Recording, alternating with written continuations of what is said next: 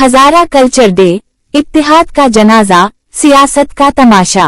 कराची में मनाया जाने वाला हजारा कल्चर डे अब किसी सकाफती वकार, कौमी शूर या इज्तिमाई ताकत की अलामत नहीं रहा।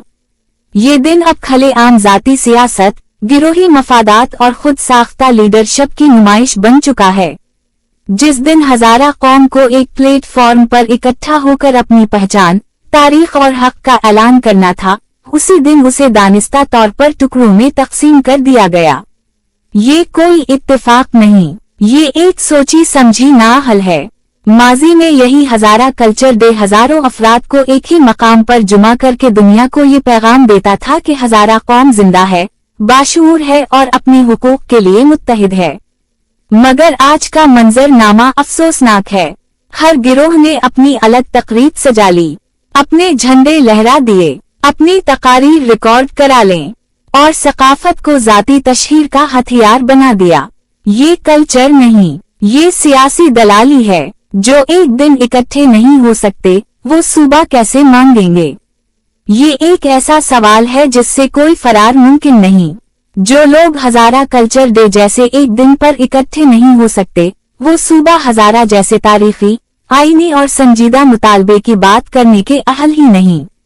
सूबा हजारा कोई फेसबुक पोस्ट नहीं, कोई यूट्यूब व्लॉग नहीं और न ही जलसों में लगाया जाने वाला खोखला नारा है। ये मुतालबा एक मुत्तहिद कौम, वाज़ेह सिमत और जिम्मेदार क़यादत मांगता है। मगर यहाँ सूरत-ए-हाल ये है कि हर शख्स खुद को लीडर समझता है और कौम को सिर्फ सीढ़ी बनाकर ऊपर चढ़ना चाहता है। झंडे ज्यादा, सोच कम। आज हजारा काज से ज्यादा अहम जाती झंडे, जाती बैनर्स और जाती मफादात बिन चुके हैं।